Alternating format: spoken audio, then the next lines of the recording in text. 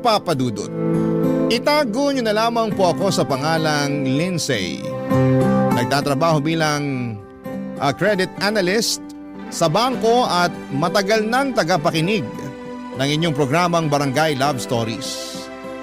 Lagi po kasing nakatutok talaga sa inyong istasyon na Barangay LS 97.1 ang radyo sa kantin namin. Kaya palagi rin akong nakaabang sa inyong programa na sakto sa lunch break ko. Ang gusto ko nga po palang i-share na kwento ng buhay ko ay tungkol sa naging first boyfriend ko na si Ed. Magkaklase kami noong high school at nasa third year na kami nang maging boyfriend ko siya.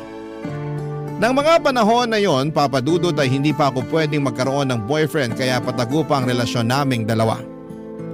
Ayaw kasi ng mga magulang ko na masira ang concentration ko sa pag-aaral.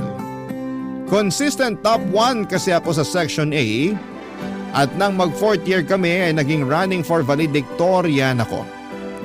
Mabuti na lang at nakuha ko pa rin ang award na yon kahit na pinagsasabay ko noon ang pag-aaral ko at relasyon namin ni Ed na umabot hanggang sa mga panahong pareho na kaming nagtatrabaho, Papa Dudut.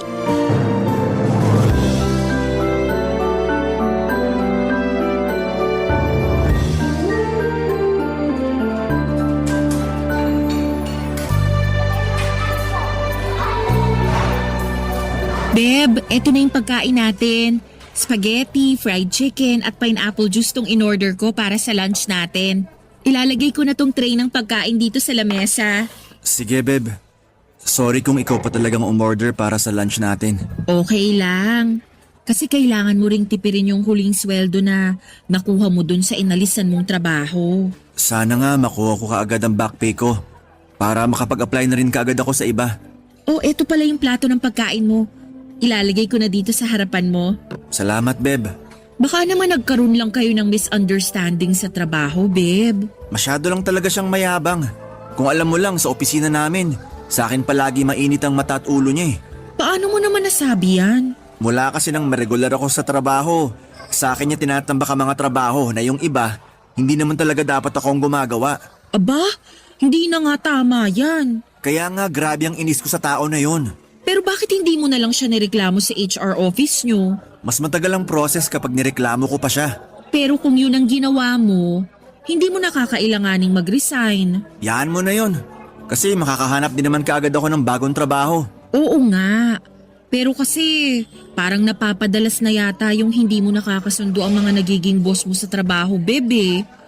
Beb, hindi kaya kailangan mo na mas habaan ang pasensya mo sa trabaho at sa mga boss mo? Anong ibig mong sabihin? Napansin ko lang din na madalas na boss mo ang nagiging dahilan ng pagre-resign mo sa trabaho. Beb, wala sa akin ang problema. Nasa kanila yon. Alam mo naman kung gaano ako kasipag sa trabaho eh. Alam ko yun. Mas madalas ka pa ngang mag-overtime sa akin. Pero ayun nga, napansin ko lang na hindi ka masyadong tumatagal sa mga nagiging trabaho mo. Minamalas din kasi ako sa mga nagiging boss ko. Kung hindi naman dahil sa kanila, hindi ako magre-resign. Basta wala sa akin ang problema. Nasa kanila yun. Ay, baka nga nasa kanila talaga ang problema. 80th birthday nga pala ni Lola sa susunod na linggo. Samahan mo akong pumunta dun ha. Bakit naman kailangan pa kitang samahan dun? Dahil boyfriend kita. At gusto ko na makita ka ng ibang relatives ko sa birthday celebration ni Lola. Beb, nakilala ko naman na sila. Kaya hindi mo kailangan na ipakita pa ulit ako sa kanila. Palaging tinatanong sa akin ni na Mami kung kailan daw ba ulit kita isasama sa family gathering namin. Pati nga si na Tita kinukumusta ka palagi kasi hindi ka nagpapakita sa kanila. Next time na lang, Beb. Alam mo naman na hindi ko masyadong gusto na nakikipag-bonding sa mga kamag-anak mo. Kasi wala silang ibang tinatanong sa akin kundi puro tungkol sa trabaho ko. Kung kailan kita bibilhan ng bahay o kailan kita pakakasalan. Ganun naman kasi talaga ang matatanda. Pagpasensyahan mo na lang sila. Okay lang naman sa akin pero next time na lang talaga ako pupunta ulit sa inyo. Siguro kapag may trabaho na ulit ako. Sigurado kasi ako na magtatanong na naman sila tungkol doon at ayoko naman na magsinungaling sa kanila. Beb, ano kaya kung mag-aral ka ulit? Mag-aral? Oo, ipagpatuloy mo yung college mo hanggang sa makatapos ka. Bakit ko naman kailangan na gawin pa yon? Dahil kapag nakapagtapos ka ng college mo, mas marami kang job opportunity na pwedeng makita. Sige, pag-iisipan ko yan. Pero mukhang malabo kasi mahihirapan lang ako sa mga gastusin. Huwag ka mag-alala kasi sa oras na magdesisyon kang bumalik sa college, tutulungan kita sa lahat ng gastusin mo, Beb. Papadudot, mahigpit talaga ang mga magulang ko pagdating sa pag-aaral ko noon. Sobrang tutok sila sa akin lalo na ang mami ko na nagtatrabaho bilang principal sa ibang school. Bunso kasi ako sa magkakapatid tapos yung 3 kapatid ko lahat sila ay successful sa career. At ayaw nila na pumalpak pagdating sa bunsong anak nila. Kaya lahat ng pressure ay nasa akin din noon, Papadudot. Magkabaliktad naman kami ni Ed pagdating sa pag-aaral. Kung anong sipag at tiyaga ko, ayun namang tamad niya na aralin ang halos lahat ng subject namin noong nasa high school pa kami. Kaya medyo bumaba rin ang grades ko noong nagsisimula pa lang ang relasyon namin.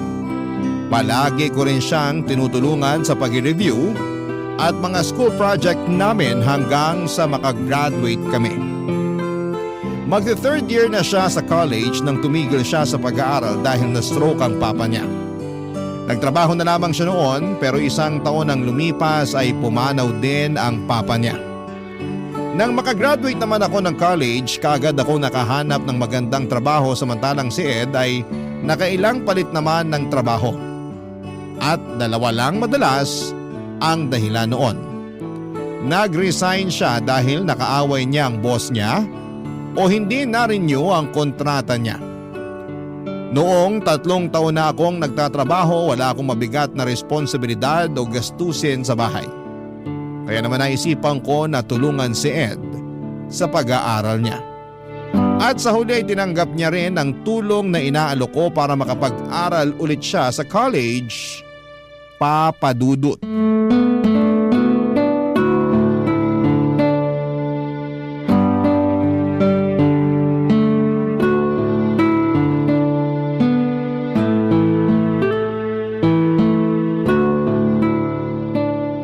Ang sakit naman sa ulo nitong topic ng research paper namin.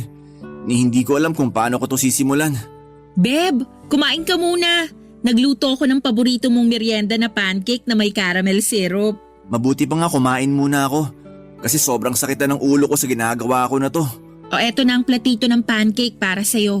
Nagtimpla na rin ako ng pineapple juice kasi alam ko na ito ang gusto mo na kapartner ng pancake. Mabubusog na naman ako nito. Kailangan mo yan para sipagin ka lalong mag-aral. Napapagod na nga ako, Beb. Mabuti na lang at walang ibang tao ngayon dito sa bahay nyo. Hindi ako maiilang na kumain ng madami ngayon. Marami akong niluto kaya damihan mo rin talaga ang pagkain mo, Beb. Anong oras ba uuwi yung mga kasama mo dito sa bahay? Gabi pa makakauwi ang mga yun kasi may kanya-kanya silang lakad. Saka ayos lang naman na makita ka nila dito sa bahay namin.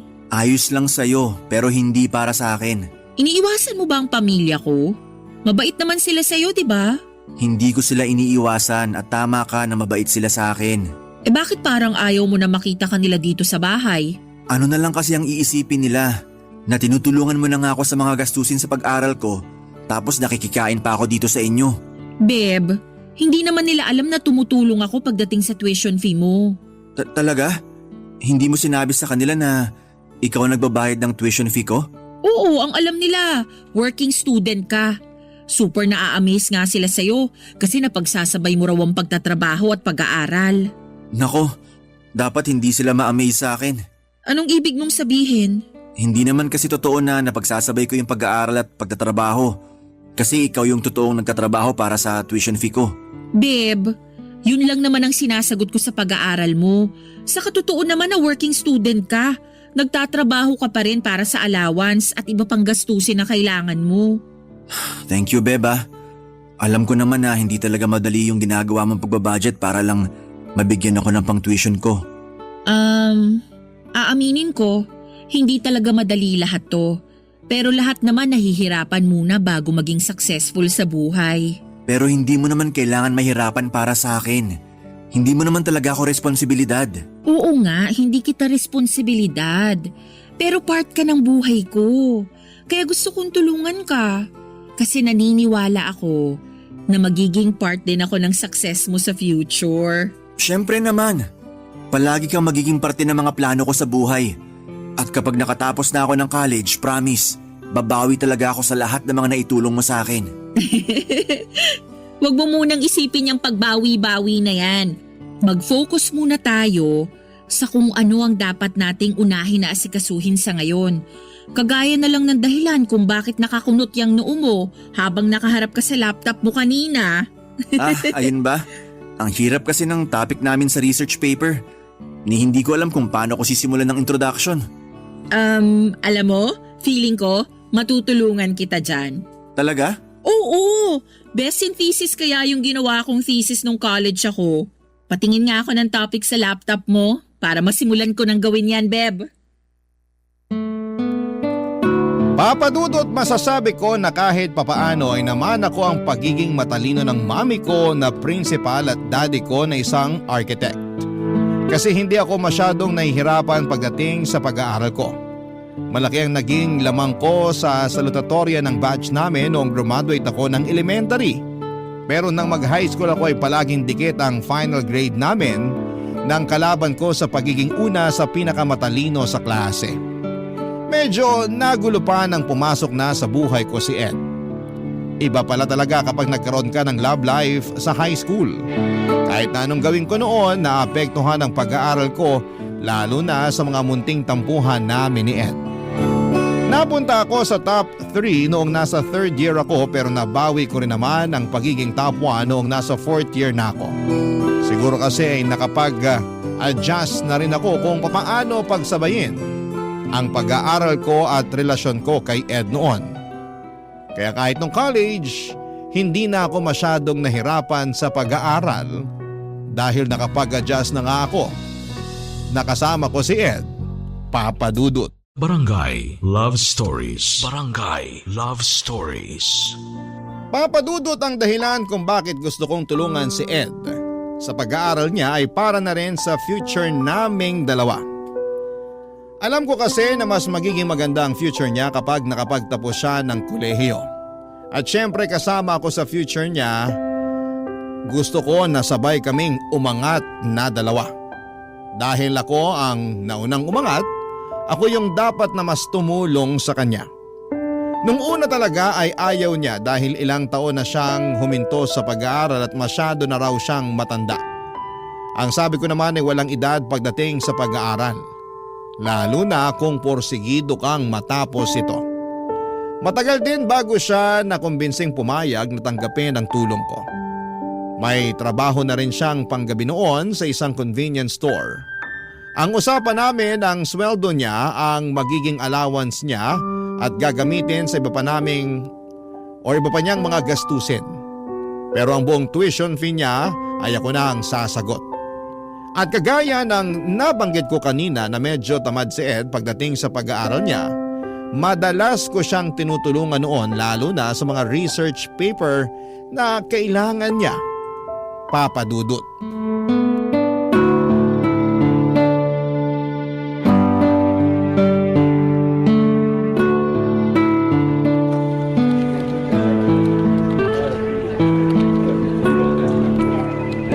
Wednesday!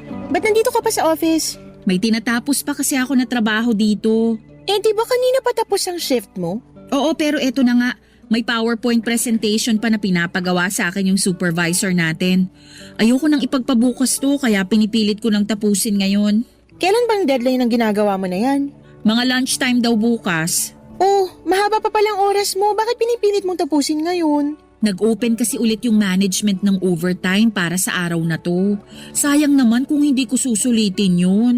Grabe, pagdating talaga sa overtime hindi mo pinapalampas, no? Ganun talaga, Jane. Para masulit ko yung pinapasok ko dito sa opisina. Wala, Lindsay, halos araw-araw ka na nag-overtime. Uy, hindi naman. Ay, oo nga pala.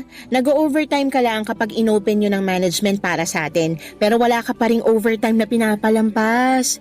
Sabihin mo nga sa akin ng totoo, Lindsay. May pinag-aaral ka ba ngayon? Ha? Ang ibig ko sabihin, may pamangkin o pinsan ka bang pinag-aaral kaya grabe ka kung mag-overtime?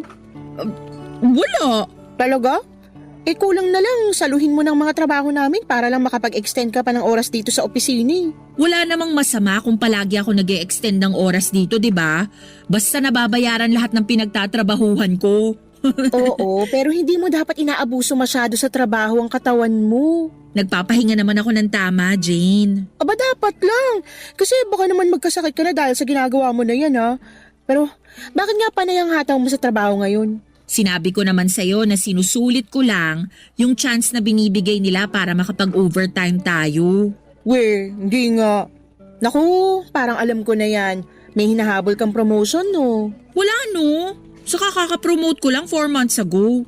Ayun na nga, kakapromote mo lang kaya hindi mo na kailangang magpakitang gilas sa kanila dito sa opisina natin. Hindi rin ako nagpapakitang gilas. Uy, sige na nga. Sasabihin ko na yung totoo. Ayan, sige. Yan talagang hinihintay ko eh. Ang totoo, may gusto kasi akong bilhin na bagong cellphone. May kamahalan kaya pinag-iipunan ko talaga. May credit card ka naman diba? Oo nga pero max out na yung credit limit ko. Magkano ba yan? Medyo mahal. Kasi bagong labas lang din yung cellphone sa mall. Gusto ko kasi talaga yung design saka yung specs ng phone na yun. Baka naman pasok pa yan sa credit limit ko. Gusto mo makiswipe muna sa akin tapos hulug-hulugan mo na lang? Ay naku, hindi na. Malapit ko naman nang makumpleto yung ipon ko para doon. Sigurado ka? Oo, konti na lang naman ang kulang doon sa ipon ko. Hindi naman kita agad sisingilin kung sakaling makiswipe ka sa credit card ko, no? Alam ko naman yun. Ayoko lang din madagdagan pa yung binabayaran ko kada sweldo natin. Kaya mas okay na sa akin na pag-ipunan muna ang pambili ko sa bagay na gusto ko kaysa utangin ko pa sa iba. Hindi ka naman mangungutang sa akin eh. Makikiswipe ka lang sa credit card ko. Ganon din yun. Kailangan ko ring hulugan hanggang mabayaran ko yun sa'yo. At yan din talaga ang iniiwasan ko na mangyari. Yung marami akong hinuhulugan hanggang sa hindi ko napapansin. Wala na palang natitira sa akin. Ayan tayo eh. Tapos magkakasakit ka ng dahil lang sa isang cellphone. Hindi mangyayari yan. Nagpapahinga naman ako talaga kapag kailangan na ng katawan ko. Kaya wag mo na akong isipin, Jane. Ayos lang talaga ako. At nag-e-enjoy ako sa lahat ng overtime na ginagawa ko dito sa opisina. Papadudod sa unang semester ni Ed bilang irregular student sa third year college ay hindi ganon kabigat ang naging gastusin ko. Lalo na at bago lang din noon si Ed sa trabaho niya kaya masipag siyang pumasok. Pero nang sumunod na semester ay naramdaman ko ang bigat ng gastusin dahil sa pagtaas ng tuition fee niya. Tapos ay napadalas pa ang absent ni Ed sa trabaho dahil may mga kailangan daw siyang asikasuhin na para sa school niya. Kaya naman pati ang allowance at iba pa niyang mga gastusin sa bahay nila ay madalas na sa akin na rin ang gagaling kapag hindi na sapat ang pera niya. Ayoko kasi na mawalan siya ng gana o mawala ang concentration niya sa pag-aaral. Nang mga panahon na yon ay naging kasama na sa pangarap ko ang mapagtapos ko ng college si Ed. Oo, nahihirapan ako pero hindi ko siya susukuan. Ganon naman kapag mahal mo ang isang tao, hindi ba? Hindi mo siya susukuan at tutulungan mo hanggat kaya mo. At yon ang ginawa ko noon, Papa Dudut.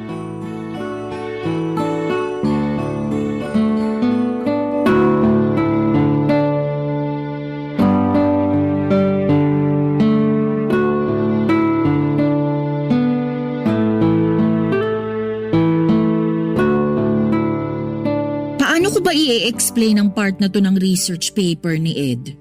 Kailangan ko yata maglagay ng mga sample para maging mas malinaw ang explanation ko.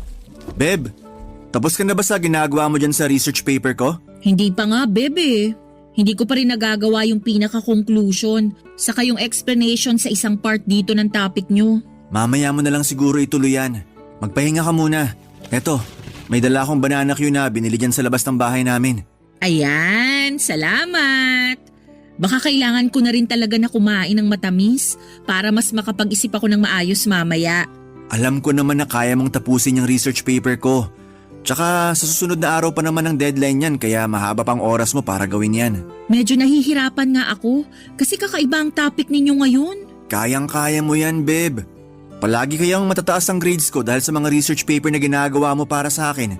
Kaya sigurado ako na matatapos mo rin kaagad yan. Buti nga, na-explain mo ng maayos sa mga professor mo yung mga ginawa kong research paper nung nakaraang semester.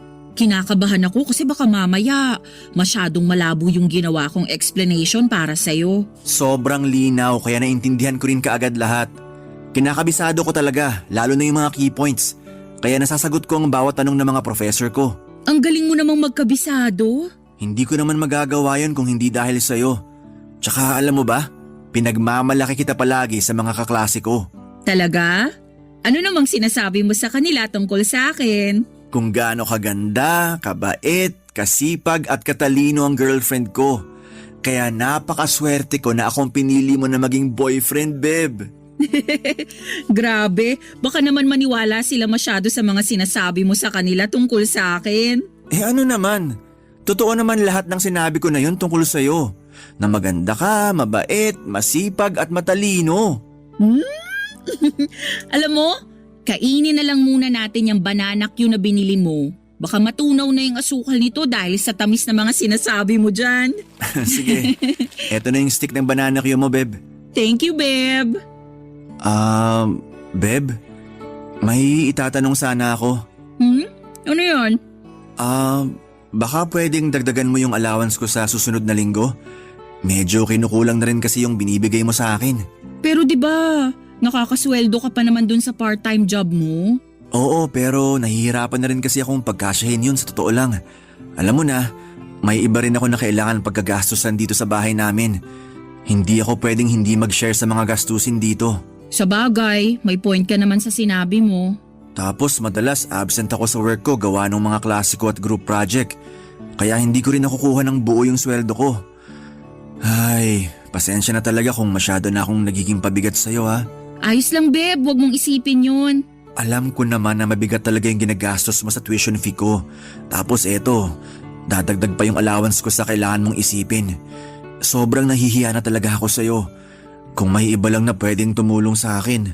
Kaya nga nandito ko para tulungan ka, Beb. Kaya wag mo nang isipin yon.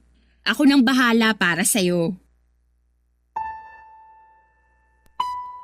Papadudot nahihirapan na rin talaga ako sa lahat ng ginagawa ko para kay Ed. Lalo na noong pati allowance niya ay ako na rin ang nagbibigay. Yun yata ang unang pagkakataon na grabe ang overtime ko sa pagtatrabaho. Napansin na nga yun ni Jane at madalas akong binibiro na parang may anak na ako. At kung kumayod sa pagtatrabaho ay parang pamilyado. Sinasabi ko na lamang palagi na may pinag-iipunan kasi ako at may gusto akong bilhin na bagay. Sobra din ang pagtitipid ko noon sa sarili ko lalo na kapag humihingi si Ed ng extra na pera. Hindi ko naman siya pwedeng hindi bigyan kasi wala siyang ibang pwedeng kuhanan ng pera.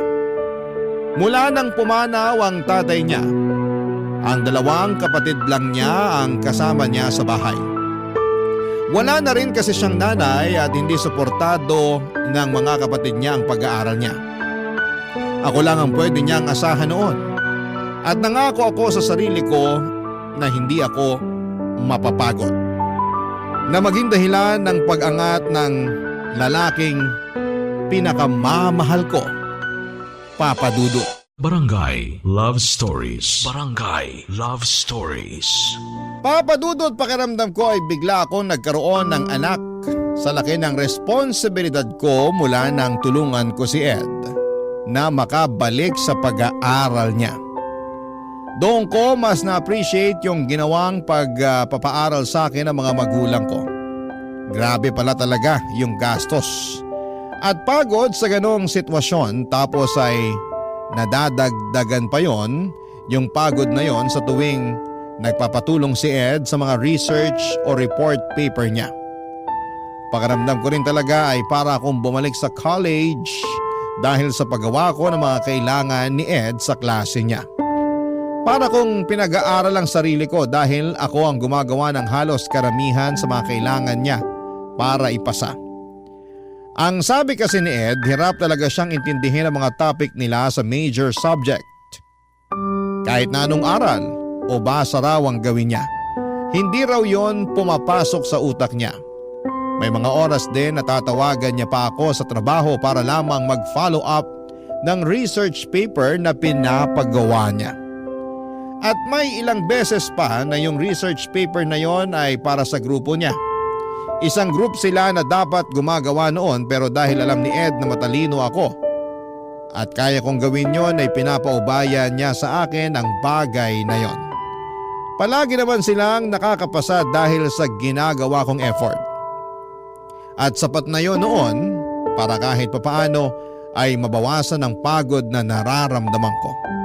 Dahil nakikita ko noon na may patutunguhan ng effort na ginagawa ko, Papa Dudut.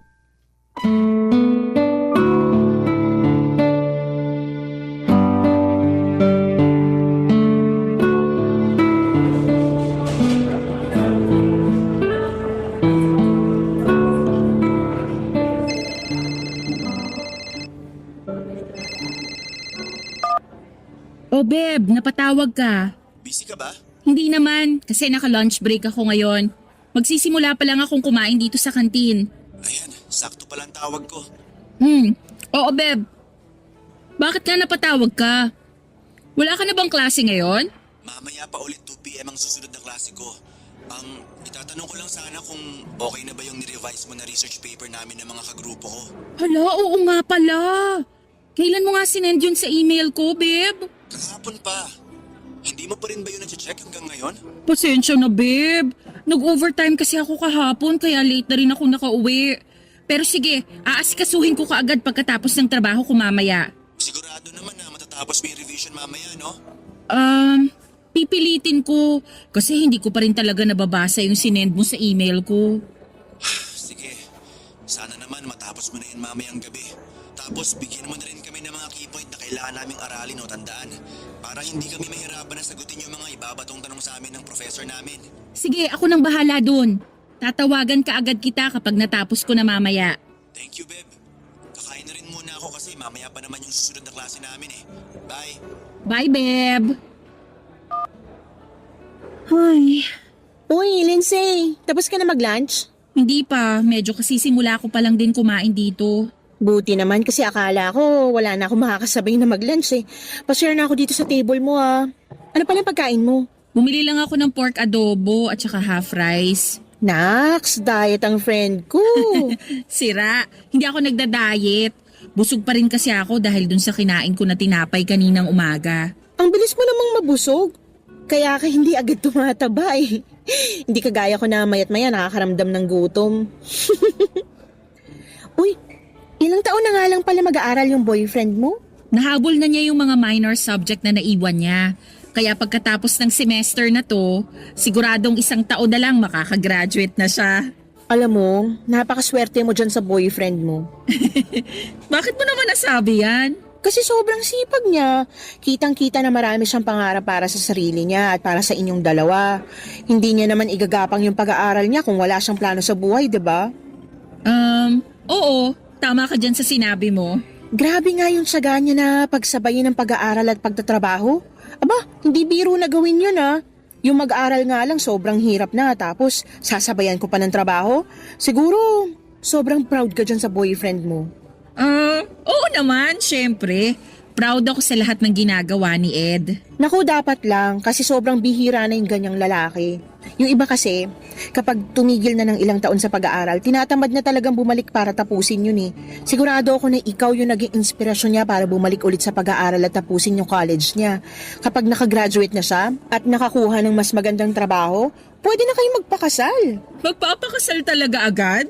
Oo naman, doon din naman kayo pupunta eh. Sigurado rin ako na mas maganda na ang buhay na may bibigay niya sa'yo. Kaya wag mo nang pakakawalan yung boyfriend mo ah. Dahil baka mahirapan ka nang makahanap ng kagaya niya, Lindsay.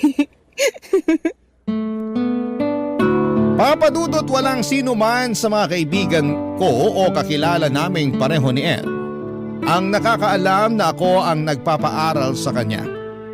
Hindi naman sa kinakahiya ko ang bagay na yon pero sigurado kasi ako na hindi nila ako maiintindihan. Ayoko na husgahan nila ang ginagawa ko lalo na ang boyfriend ko. Bago ko pag-aralin si Ed, kapag sinasama ko siya sa family reunion ay madalas na tinatanong siya ng mga magulang ko tungkol sa trabaho niya. Legal na rin kasi ang relasyon namin noon. At may trabaho na ako kaya ayos na sa mga magulang ko na magkaroon ako ng boyfriend. Ayun nga lang, kahit na hindi nila sabihin ng diretsyo, ramdam ko na hindi sila ganon kaboto kay Ed para sa akin. Noong malaman ni na daddy na hindi nagkaroon ng regular na trabaho si Ed ay palagi nilang sinasabi na mas mabuti pa ring tapusin niya ang pag-aaral niya. Magkakaroon siya ng mas maayos na trabaho kapag naging college graduate siya. At sa totoo lang, yun din ang nagtulak sa akin para tulungan siyang makabalik muli sa pag-aaral. At dahil walang sino man ang nakakaalam na ako ang nagpapaaral sa kanya ay sobrang humahanga ang karamihan kay Ed. Dahil ang buong akala nila ay pinag-aaral ni Ed ang sarili niya, Papa Dudut.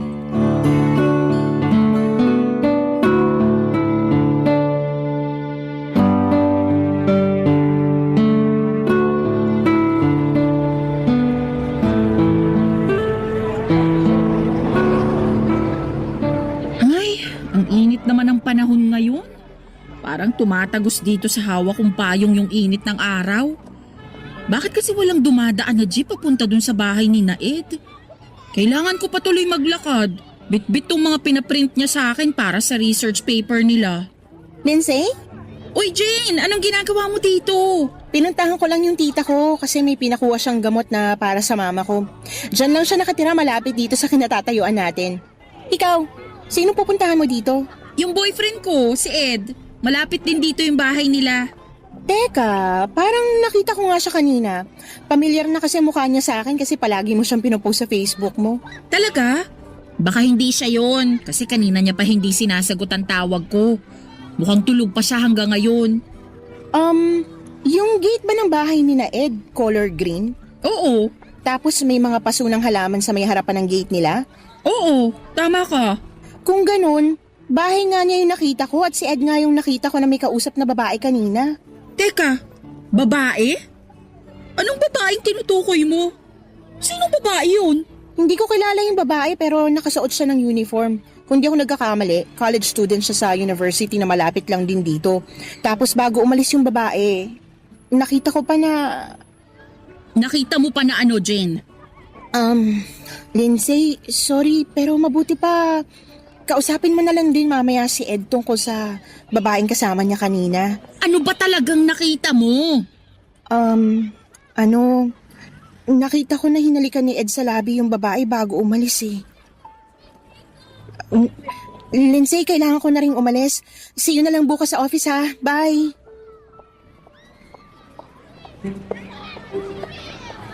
Nagkamali lang siguro si Jane sa nakita niya. Baka hindi talaga bahay ni Ed yung nadaanan niya kanina. Ay, makapaglakad na nga ulit.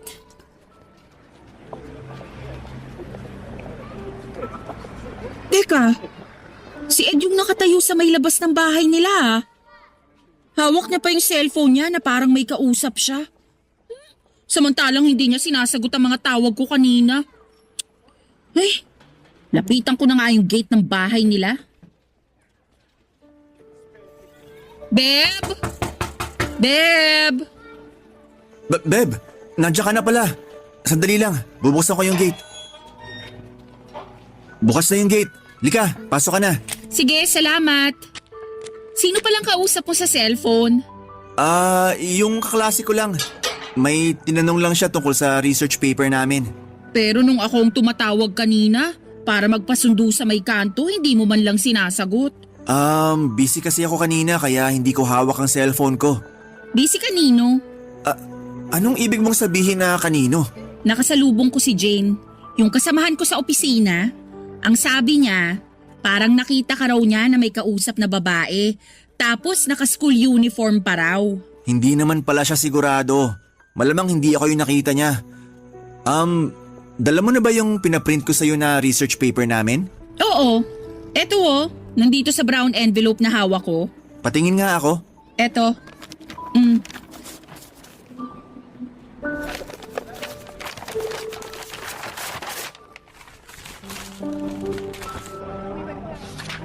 Beb, Nasaan yung key points na kailangan naming aralin para sa research paper na to?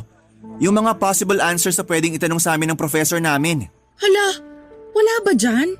Pinaprint ko rin yun kanina eh. Kung pinaprint mo talaga yon, nandito lang yun dapat sa envelope. Pasensya na. Baka nga hindi ko na isama kasi nasa magkahiwalay na folder sila ng research paper na yan na ginawa ko. Ano ba yan, Beb? Magpapaprint ka na nga lang, hindi mo pa inayos. Beb, baka nakakalimutan mo na research paper mo yan.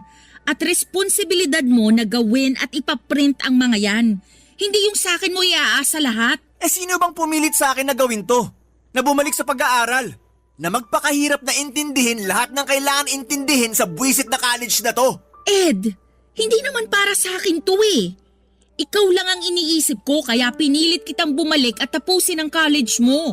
Ang sabihin mo, kinakahiya mo lang ako sa pamilya mo kaya gusto mo na mag-aral ako ulit. Hindi totoo yan.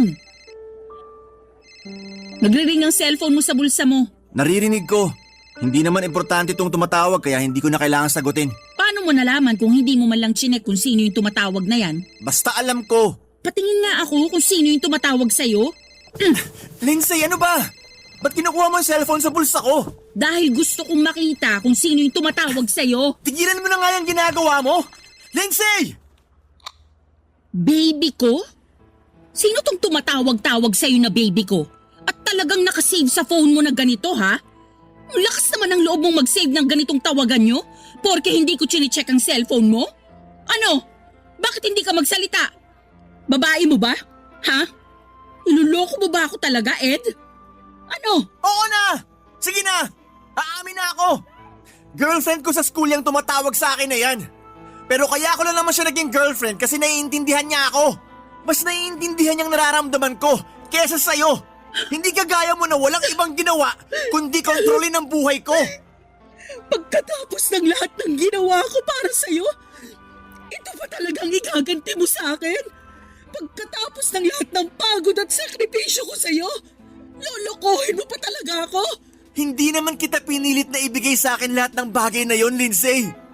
Hindi ko sinabi na pag-aralin at gastusan mo ko. Lahat ng yon kusa mong binigay sa akin. Kaya wag na wag mo akong susumbatan. Kasi kahit anong sabihin mo, alam ko naman na makikinabang ka rin sa akin sa oras na makapagtapos ako ng pag-aaral ko.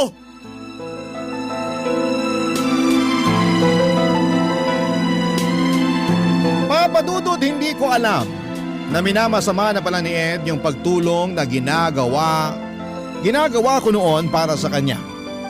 Pakiramdam niya pala ay masyado ko nang kinokontrol ang buhay niya. Kahit ng totoo ay hindi lang naman to para sa future naming dalawa kung hindi para din talaga sa sarili niya. Si Ed naman talaga ang nagbe-benefit sa huli sa mga ginagawa kong pagpapaaral sa kanya. Bonus na lang talaga na suklian niya yon kapag nakatapos na siya. Hindi ako maniningil ng kahit na anong bayad. Ang gusto ko lang ay maramdaman ko kung paano niya pinapahalagahan ang relasyon naming dalawa. Sa sobrang pagtulong na ginagawa ko sa kanya noon ay hindi ko napapansin na sobra ko na palang pinapaikot ang mundo ko sa kanya. Lahat ng oras, plano ko sa buhay at kung ano pa ay nakadepende na sa kanya. Dumating ako sa point noon na parang hindi ko na alam kung paano mabubuhay nang hindi siya kasama. Kaya nga gusto ko siyang umangat, gusto ko na kahit na hindi niya mapantayan kung ano man ang narating ko, ay magkaroon siya ng sarili niyang achievements sa buhay. Kaya pilit kong ginapang ang lahat para sa pag-aaral niya, papadudot. Pero hindi ko inaasahan ang magiging kapalit ng lahat ng ginawa kong sakripisyo noon para kay Ed. Na magagawa niya pa akong lokohin sa kabila ng ginawa ko para sa kanya. Sa kabila ng lahat ng naging pagmamahal at sakripisyo ko. Papadudot, ayokong manumbat pero hindi ko na rin napigilan ng sarili ko. Ang gagawin niya na lang kasi para sa akin ay ayusin ang pag-aaral niya at maging tapat sa relasyon naming dalawa, ayun na lang pero hindi pa niya ginawa. Nang araw na yon ay tinapos ko na rin ang relasyon naming dalawa ni Ed. Hindi ko na kayang tiisin lahat ng ginagawa niya sa akin. Masyado nang naubos ang pasensya ko. Sinubukan niya pang ayusin ang relasyon namin pero hindi na ako nagbigay pa ng isang pagkakataon sa kanya. Sapat na yung ilang taon na pagtitiis at pagsasakripisyo ko para sa kanya. Ngayon, ilang taon na rin na wala akong karelasyon pero masasabi ko, Papa Dudut, na masaya ako. Kasi mas natutunan kong pahalagahan ang sarili ko. Maraming salamat po, Papa Dudut, sa oras na ibinigay ninyo para basahin ang sulat ko at sana'y nakapag-iwan ng aral sa ating mga kabarangay sa araw na ito. Ang inyong forever, kapuso at kabarangay, Lindsay. Dear Papa Dudut, ito po ang unang pagkakataon na susulat ako sa inyo at natagpuan ko po ang inyong programa sa pamamagitan ng aking FYP o yung For You page sa TikTok. At nagustuhan ko po ang kwentong ibinabahagi ninyo. Kaya't naisipan kong magpadala ng sulat sa inyo. Ako po si Gracie, 33 years old na sa ngayon, ngunit ang kwento ko po ay nangyari noong ako'y 18 years old pa lamang, taong 2008. Kung tatanungin ninyo po ako, Papa Dudut, ilang beses ko pong pinag-isipan ng mabuti kung ipagpapatuloy ko pa ang pagsusumite ng sulat na ito. Dahil medyo mahirap at hindi maganda ang mga karanasang kaugnay nito.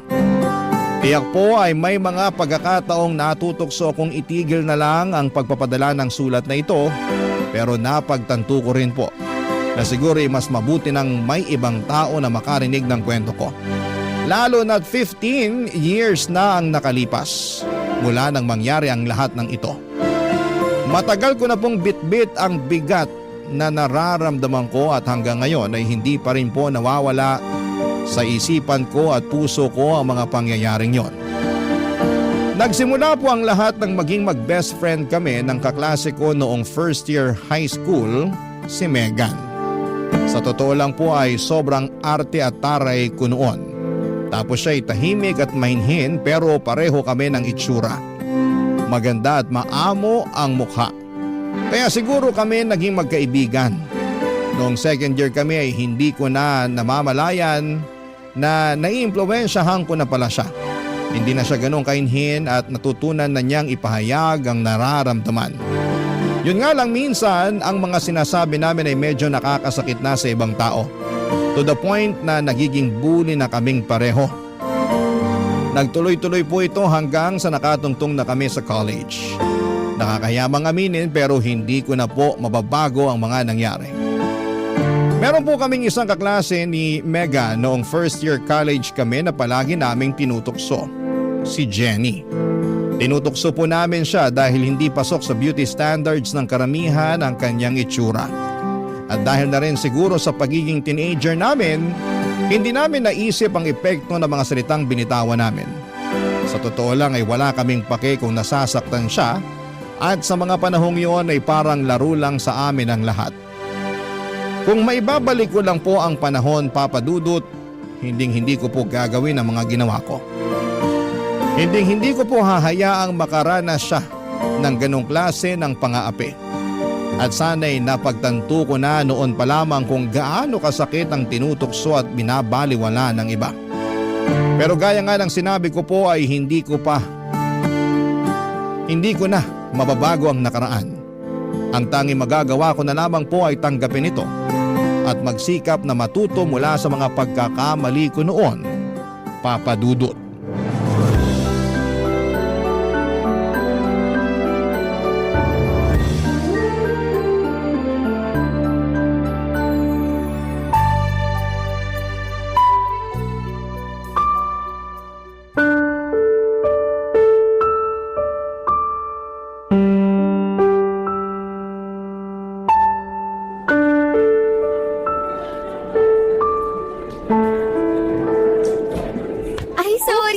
Sinasadya ko. Gracie, Megan.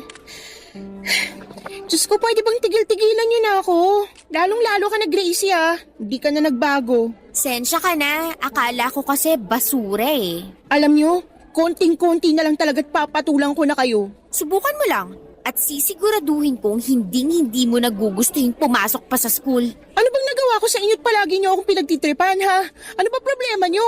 Yung problema namin ay yung pagmumukha mo. Ang lakas ng loob mo para sagot-sagutin ako. Pero ang pangit-pangit naman ng mukha mo. Agree ako dyan. Mga tulad mo kasi dapat nananahimik lang. Tama, pangit na nga ang mukha mo. Tas pangit pa ang pag-uugali mo. Saan ka nalang pupulutin yan? Exactly!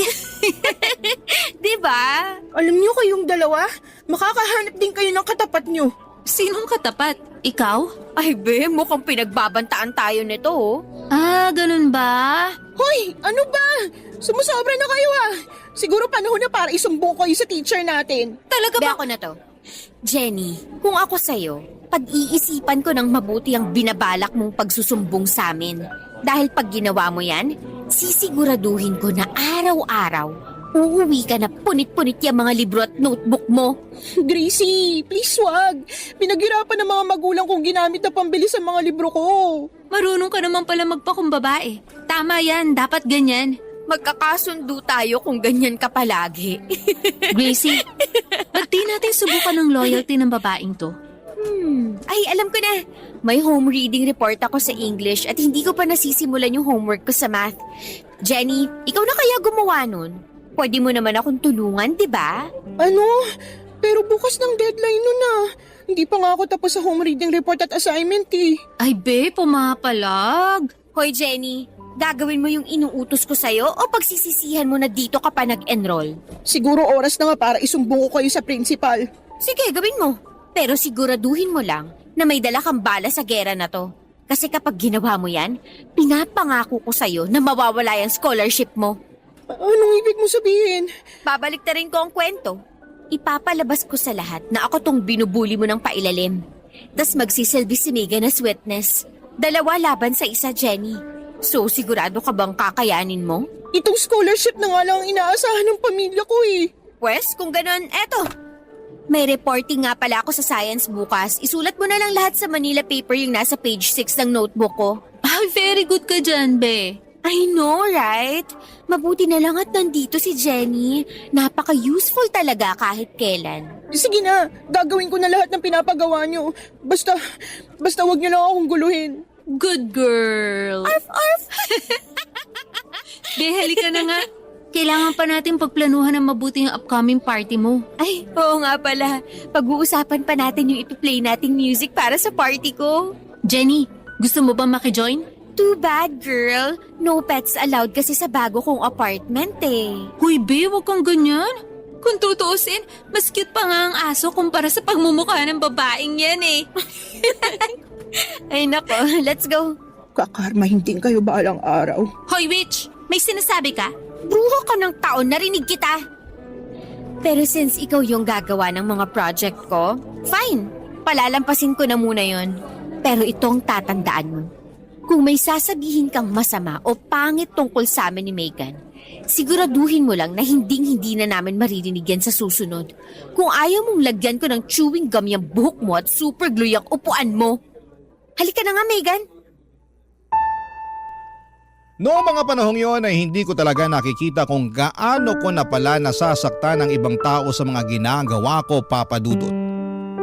Sa mga oras na yon ay pakiramdam ko ay may kontrol ako sa lahat ng nangyayari sa paligid ko. Tuwing may napapasunod akong tao sa mga gusto ko ay parang ang taas ng tingin ko sa sarili ko. Pakiramdam ko ang lakas ko at parang napaka-powerful ko kasi kaya kong gawin ang lahat ng gusto ko at makuha ang lahat ng gusto ko. Para bang tuwing magagawa ko yung mga bagay na gusto ko ay feeling ko mas mataas ako kesa sa kanila. Ang mga tao ay para bang sila yung mga tools na pwede kong gamitin para mapatunayan sa sarili ko na may power ako. Lalo na kapag hindi agad-agad sumusunod ang isang tao. Doon ako nakakaramdam ng mas malaking challenge. Parang gusto ko pa silang subukan hanggang sa wala na silang magawa kundi ang sumunod. Ginigiit ko pa talaga. Ginagawa ko ang lahat ng paraan hanggang sa bumigay na sila. Akala ko noon, Papa Dudut, eto ang paraan para mapatunayan ko na may lakas at halaga ko. Pagkatapos ng usapan namin ni Jenny ay napagdesisyonan kong magpa-party sa bago kong apartment. Sobrang saya ko noon kasi nararamdaman kong malaya ko. Nagagawa kong lahat ng gusto ko, walang pumipigil sa akin kasi nga yung mga magulang ko ay nagtatrabaho abroad. Kaya't ako lang ang namamahala sa bahay. Pinapadalhan lamang nila ako ng pera para sa allowance sa tuition ko. Kaya parang wala na akong iniintindi kundi ang mag-enjoy at mag-party. Ang feeling ko noon ay walang makakapigil sa akin at ang saya-saya ko na walang restrictions. Kaya naman todo enjoy ako at feeling ko ay parang ang saya ng buhay ko. Sobrang excited ko noong gabing yon kasi halos 20 kaibigan ko ang in-invite ko. At syempre kasama doon si Megan, yung pinaka-close kong kaibigan. Nagpa-games ako, nagpainom at halos lahat kami ay super saya, papadudot. Walang tigil ang tawanan at kwentuhan. Ang ingay namin sa apartment pero parang okay lang dahil lahat kami doon ay parang walang pakialam sa mundo. Walang iniintindi kundi ang mag-enjoy at magsaya sa gabing yon. Ang saya ng atmosphere kasi feeling ko ay nasa tuktok ng mundo ako. Parang walang makakatalo sa saya namin. Pero ang hindi ko alam habang nag-e-enjoy ako sa gabing yon ay doon pala magsisimula ang isang pangyayari na magpapabago sa buong buhay ko.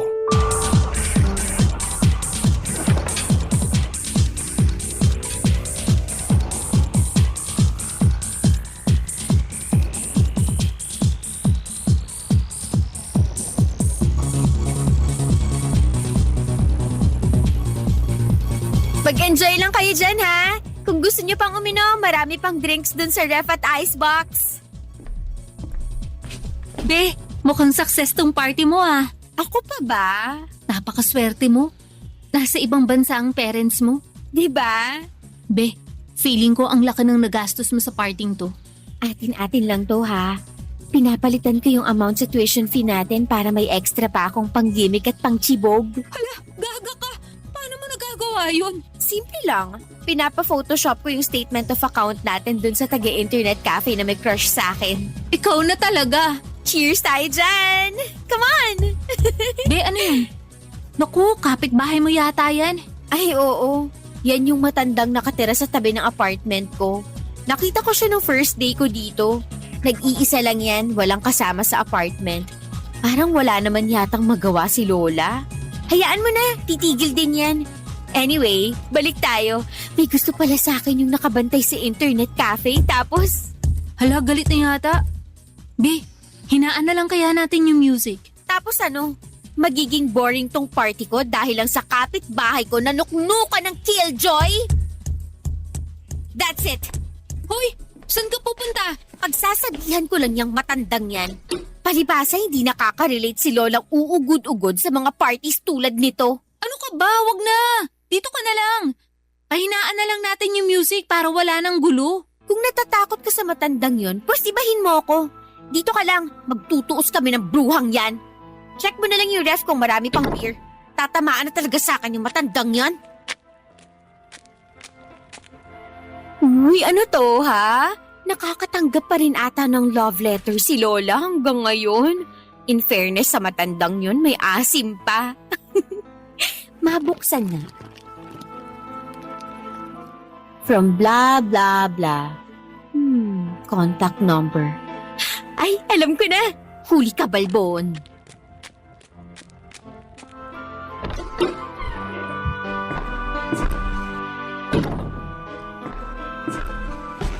Bruha ka talaga ng taon. Ano, kinausap pa talaga yung matanda? Kaloka ka? Hindi, pero may mas maganda akong idea. Ano? Nakuha ko number niya. Ipaprank call ko si Tanda. Galing ko, di ba? Ako na talaga. Wag mo na lang kayang ituloy yan, be. Sayang lang sa load yan. Ano ka ba? Naka-postpaid ako, no? Tsaka isa pa, sina mommy rin naman ang nagbabayad sa line ko, kaya don't you worry. Bahala ka na nga dyan. Shh! Eto na. Hello? Hi! Si Melissa po ito. Customer service po kami ng isang matchmaking website. Natanggap po namin ang pinadala niyong email. And we are glad to inform you po na may nakita kami na kamatch mo. Hoy, Shh!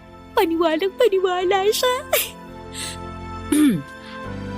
Ang matchmaking service po ay isang service na tumutulong sa mga tao para maghanap ng romantic relationships o hindi kaya marriage partners.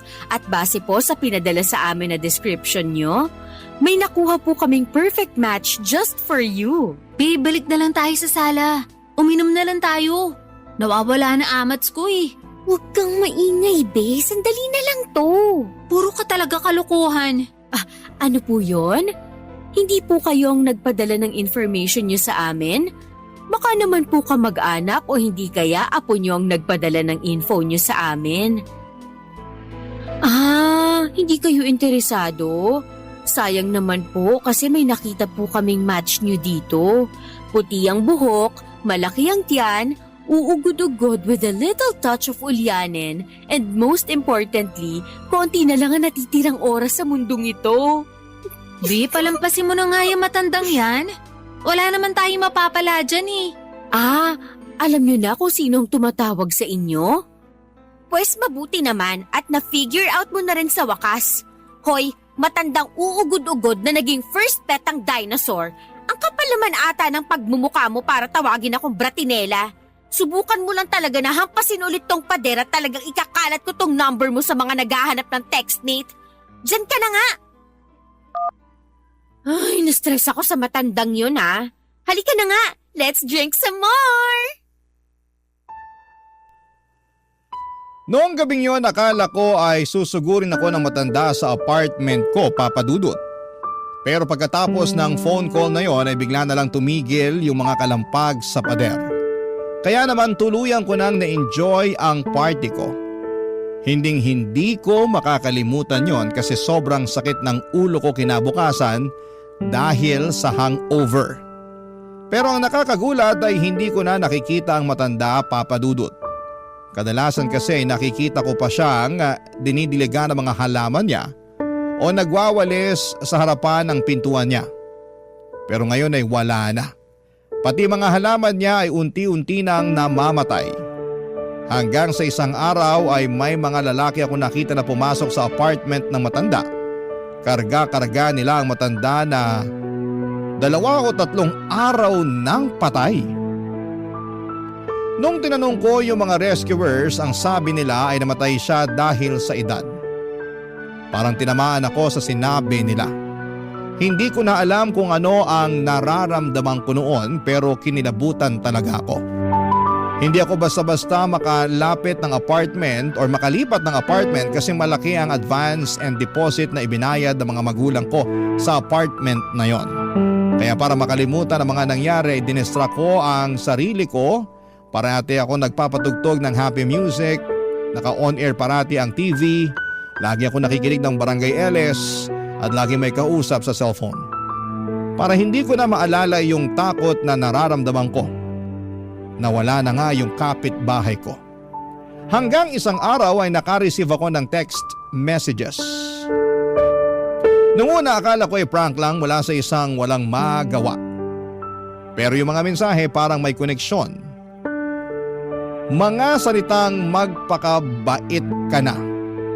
Hindi maganda yung mga nagawa mo. At may panahon ka pa para magbago. Kinilabutan ako, Papa Dudut. At lalong mas kinikilabutan tuwing binabasa ko yung mga text. Para bang may malamig na hangin na dumadaan sa katawan ko. Na parang nagpatigil sa lahat ng galaw ko.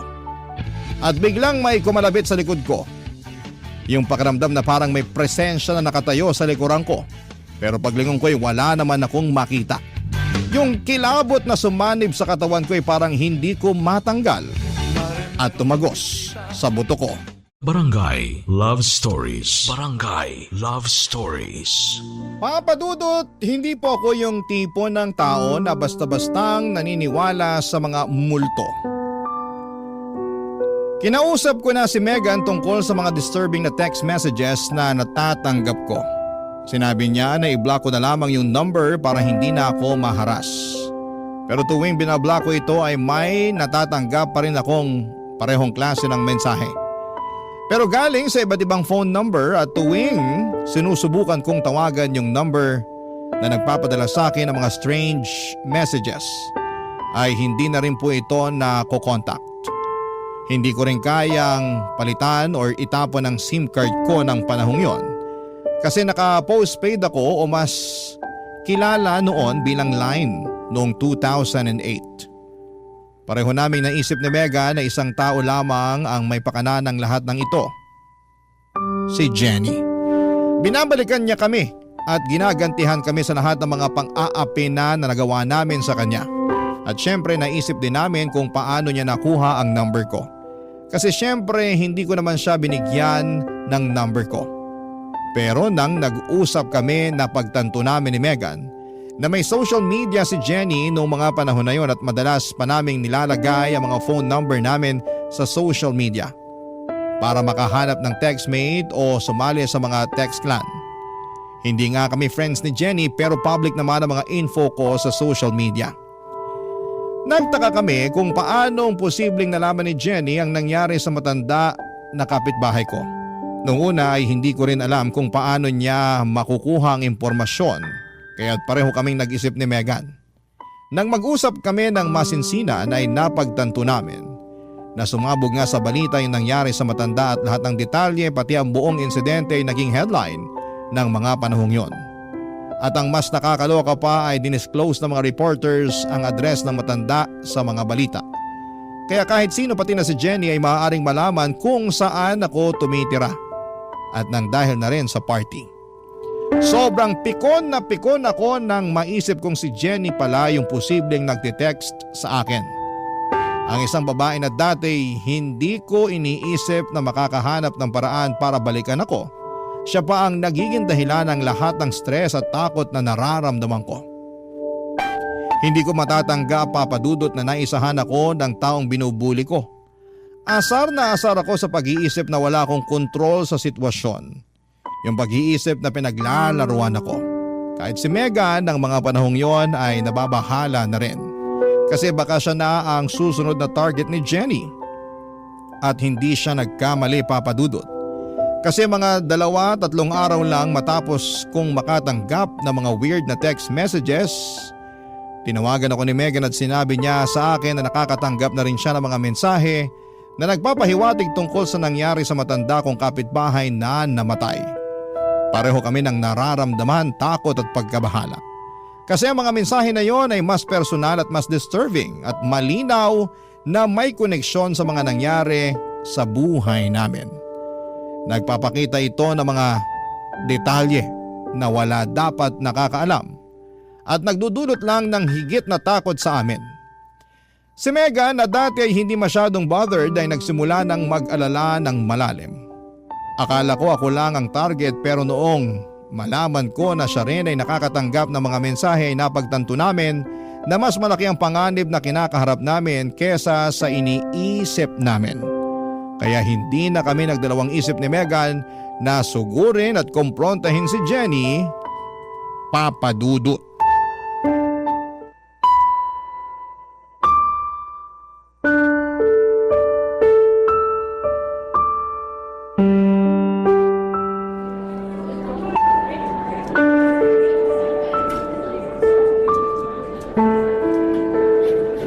Hoy babae, saan ka pupunta?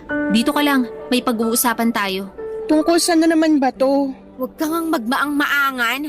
Hindi bagay sa pangit mong pagmumuka. Alam mo kung ano yung tinutukoy namin. Umamin ka na. I swear, wala akong ginagawa at wala akong alam. Yung mga weird text messages na natatanggap namin. Alam kong pakana mong lahat ng yon. Ang kapal na mukha mo. Kung may gusto kang sabihin sa amin, sabihin mo sa amin ng diretso. Hindi yung kung ano-ano pang tinitext mo sa amin. Naaalala mo last week? Nung pabulong mo kaming pinagbantaan na kakarmahin din kami balang araw, ha? Eto na nga ba yung karmang sinasabi mo, ha? Umamin ka na lang, Jenny. Kasi hindi magtatagal, malalaman din namin yung totoo.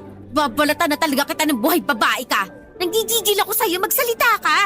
No offense pero bakit ko naman kayo pag-aaksayahan ng load? At isa pa, wala akong number nyo. Kaya please lang, tantanan nyo na muna ako.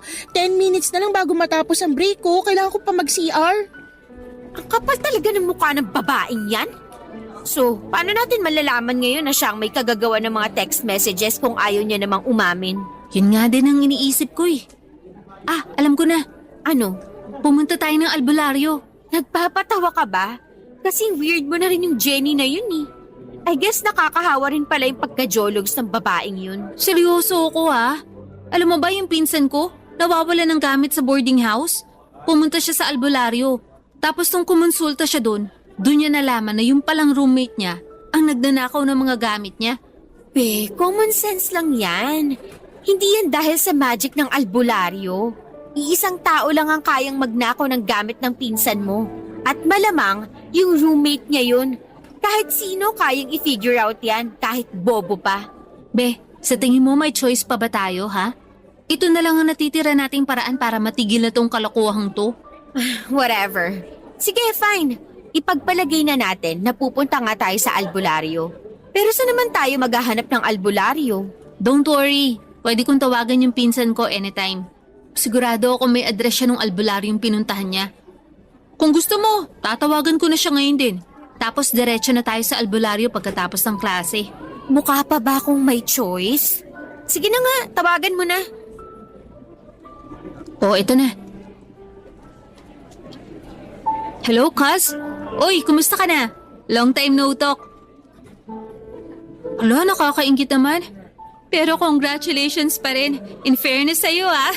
Tingnan mo tong babaeng to. Hoy, yung address. Ay, oo nga pala, Kaz. Naalala mo pa ba yung kwento mo sa akin last year? Tungkol dun sa pinuntahan mo na albularyo? Loka-loka, hindi ako sinasaniban. Kailangan ko kasi yung address ng albularyo, Kaz. Uy, salamat. Maaasahan ka talaga. Wait lang, kukuha ko ng papel. Eto, yan, sulat mo dyan. Okay. 243 Narciso Street. Okay. Salamat. O Kaz, tatawagan na lang kita ulit mamaya ha. Matatapos na kasi break namin eh. Sige Kaz, bye. Ito naman, sobrang mainipin. Kaloka. Eh paano kasi chismis ka ng chismis? Matatapos na ang break, hindi mo pa rin nakukuha yung address. Okay na, chill ka na be. Ito na nga oh. Sandali lang, paano nga ba tayo matutulungan yung albularyo na yan ha? Hindi rin ako sigurado eh. Pero ayon sa kwento ng pinsan ko, may pinapatak daw na wax ng kandila sa planggana na may tubig. Tapos, yung wax na galing sa kandila, nagiging kahugis ng tao o nung elemento na gumagambala sa'yo. Paminsan-minsan, may mga pinapasuot o pinapainom din sila sa'yo para daw layuan ka na ng mga masasamang elemento o masasamang loob. Ay, it seems like wala na talaga akong choice. Whatever, papatulan ko na tong katsipan na to. Grabe ka naman, be. Malay mo, baka makatulong sa atin to, di ba? Sana nga. At sana lang wala silang ipapakain o ipapasuot sa akin na kung ano-ano. Kadiri! Can you imagine? Ang arte mo naman, be. Ikaw na nga tong minumulto eh. Gaga, hindi totoo ang multo. I'm sure na pinaglalaruan at pinapaikot lang tayo ng Jenny na yan. Be, chika na lang tayo mamaya. Babalik na ako sa upuan ko.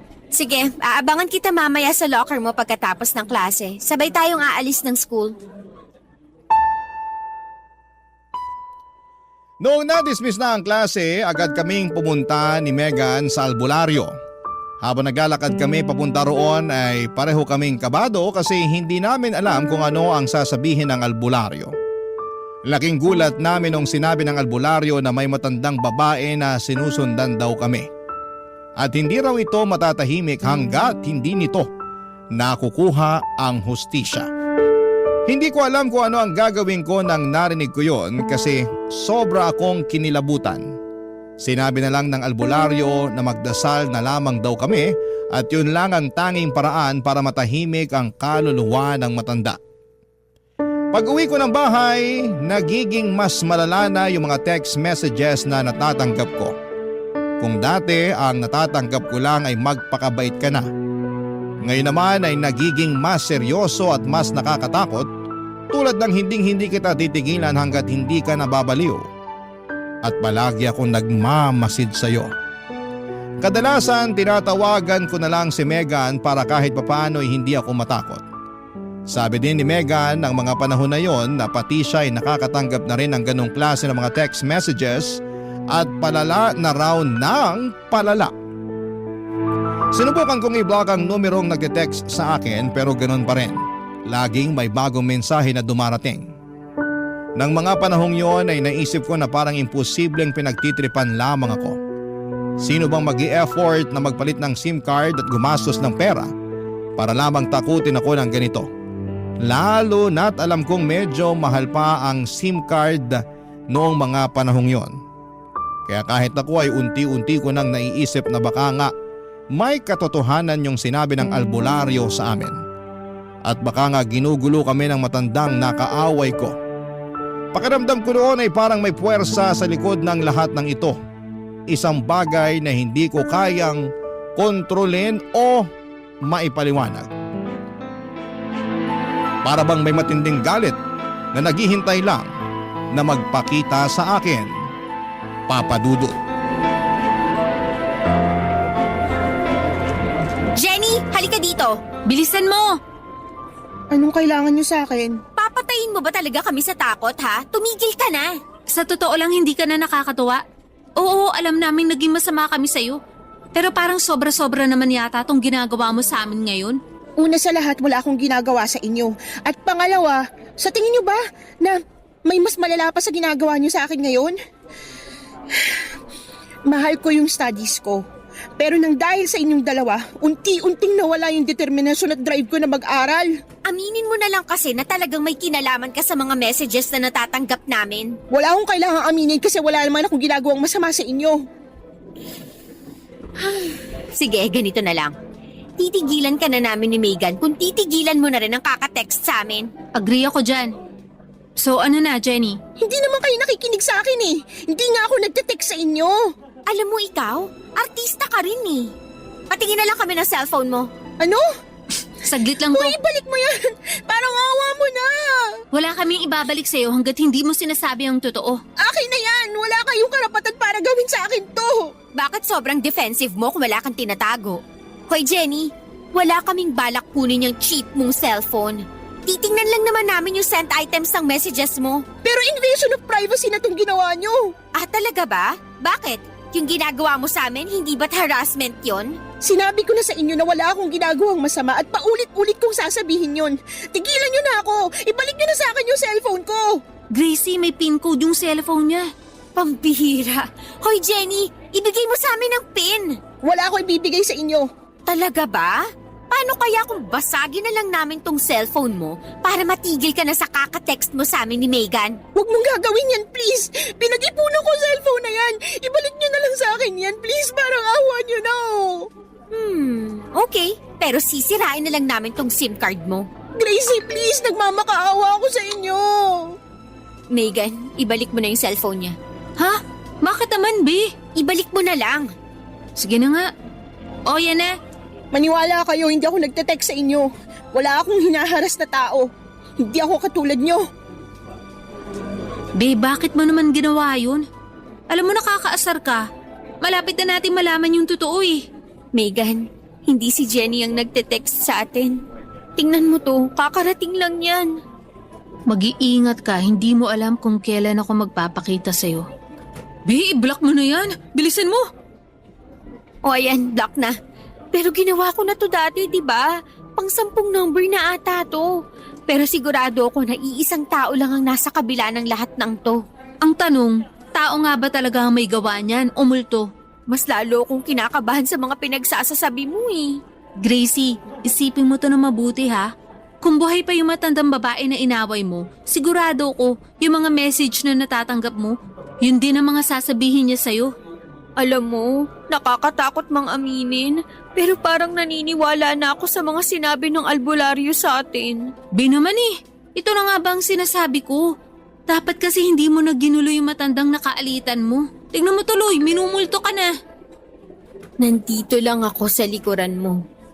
Ay, alam mo, mabuti nga sa matandang yun at wala na siya. Kung ano mang nangyari sa kanya, deserve niya yun. Isang gabi ko lang siya inabala pero ako halos 1 week niya na akong hindi pinapatulog ng mahimbing. Gustong gusto ko nang palitan ng cellphone at SIM card ko ng panahong yon, Papa Dudut, pero dahil nga na naka-postpaid ako at nakapangalan pa kay Mommy ang cellphone at plan ko ay wala akong magawa. Kung may sarili lamang akong pera ay matagal ko nang iniwanan yung apartment na yon, pero hindi ko din magawa kasi natatakot ako na baka hindi na ako pagkatiwalaan ni na Mommy sa mga perang pinapadala nila sa akin kapag umalis ako. Kaya't wala akong nagawa kundi ang lunukin at tiisin ang kaba at takot tuwing nakakatanggap ako ng mga mensahe. Akala ko noon ay wala nang mas lalala pa sa mga natatanggap kong messages, pero nagkamali ako. Sobra. Umabot na sa puntong nakakatanggap ako ng mga mensahe tulad ng ipaparanas ko sa iyo ang buhay sa ilalim ng lupa at mararamdaman mo na rin ang init ng impyerno. Parang wala na akong ligtas at kahit na anong gawin ko ay hindi ko pa rin maiiwasan ang mga mensaheng yon. Gaya ng dati pinipilit kong i-block ang mga numbers pero wala pa rin po itong epekto. Kasi patuloy pa rin dumarating ang mga mensahe mula sa iba't ibang number. Hindi ko na rin pwedeng pagbintangan si Jenny. Kasi nakita ko naman kung paano dumating yung text message sa phone ko habang hawak namin ni Megan yung cellphone niya nung panahong yon. Kaya doon ko na talaga na lamang tinanggap na ginugulo na ako ng matanda kong kapitbahay. Dahil doon ay sinimulan ko na magtirik ng kandila sa labas ng dating apartment ng namayapang kapitbahay ko. Gabi-gabi na rin po akong nagdarasal na sana'y matahimik na ang kaluluwa niya at tigilan na niya ako. Papadudot ang bawat dasal ko ay umaasa na sana'y marinig niya at magbago na ang lahat. Napapraning na rin po ako tuwing nasa kwarto ako kasi tuwing tinititigan ko ang pader ng bedroom ko ay naaalala ko kung paanong walang patid na pinaghahampas ng matanda yung pader. Para lamang tumigil ang ingay nung unang party ko dito. Papadudot mas lalo ako nasiraan ng bait nung isang beses. Habang nag-aaral ako ay biglang may narinig akong sobrang lakas na kalabog mula sa katabing apartment na noong panahon na yon ay bakante na. Nung hindi ko pa sigurado kung ano yung ingay kaya't unti-unti ko nilapitan ang pader ng kwarto ko para matiyak ang narinig ko. Ilang segundo lang, dito ko na nga narinig at naramdaman ang napakalakas at nakakagimbal na paghampas ng pader. Parang hampas ng isang kaluluwa na galit na gustong iparating ang matinding puot niya sa mundong noong nabubuhay pa lamang siya, Papa Dudut. Barangay Love Stories. Barangay Love Stories. Halos masiraan ako ng bait at mabaliw sa takot, Papa Dudut. Kaya tuwing natutulog ako nung araw na yon at sa mga sumunod pa na araw ay nilalakasan ko na lamang ang TV at gumagamit na lamang ako ng earphones at MP3 player para kahit papaano ay matakpan ang lahat ng tunog at ingay sa paligid. Yung cellphone ko ay lagi nang naka-silent mode o kaya naman ay pinapatay ko. Pero may mga pagkakataong kailangan ko na itong i-on kasi may mga text si Mommy at Daddy na nangungumusta. Pero tuwing binubuksan ko ang cellphone ko ay parang sabay-sabay na dumarating yung mga mensahe na iniisip ko ay galing pa rin sa matandang nakaalitan ko. Yung mga text na para bang hindi lang siya nananakot, kundi parang may galit na gustong magpakita. Hindi ko rin kayang makitulog sa bahay ng kaibigan kahit na sobrang taas ng pride ko noong mga panahong yon. Mas pipiliin ko pang matulog sa kwartong puno ng mga multo kesa tumuloy sa isang bahay na hindi ko naman pag-aari. Hindi nga nagtagal, imbes na normal na text messages ang matanggap ko, this time ay nakaka-receive ako ng mga picture message o mas kilala sa tawag na MMS. Para sa mga kabarangay ninyo na hindi magets, Papa Dudut, ang MMS is short for multimedia messaging. Ito ang pinakasikat na way para makapagpadala ka ng mensahe na may picture or sound. Ito yung uso natin nung wala pang Facebook Messenger. Going back po sa mga nangyari sa akin ng gabing yon ay nakatanggap ako ng MMS ng isang litrato ng mukha ng babae. Galit na galit at parang may masamang balak. Ang mga mata niya ay parang sasabog sa galit At yung itsura niya kahit sinong makakita noon ay siguradong matatakot. Sobra akong nashock at kinabahan. Kaya naman tinawagan ko kaagad si Megan. Kinuwento din sa akin ni Megan na pati siya raw ay hindi na nakaligtas sa mga mensahe. Nakatanggap si Megan ng MMS na may litrato ng apoy at kalansay. Grabe. Kinilabutan ako nang marinig ko yun kaya nagdasal na lamang ako ng taimtim at nag-isip na sana'y tumigil na ang lahat ng ito. Nang mga panahong yon ay may bigat sa dibdib ko na hindi ko kayang ipaliwanag. Yung pakiramdam na may madilim na anino na patuloy na sumusunod sa amin. Na hindi ko alam kung kailan o paano ito magwawakas. Kung may tao man na makakaintindi sa pinagdadaanan ko ngayon, yun po ay si Megan. Kaya ng gabing yon ay in-invite ko si Megan na dalawin ako sa bahay, Papa Dudut.